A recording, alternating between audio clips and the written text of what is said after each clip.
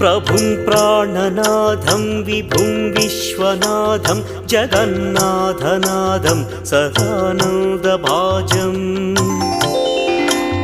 भवद्भव्यभूतेश्वरं भूतनाथं शिवं शङ्करं शम्भुमीशानमीडे गणेरुण्डमालं तनौ सर्पजालं महाकालकालं गणेशादिपालम् जटाजूटगङ्गोत्तरं दैर्विशिष्यं शिवं शङ्करं शम्भुमीशानमीडे मुदामाकरं मण्डनं मण्डयन्तं महामण्डलं भस्मभूषाधरन्तम्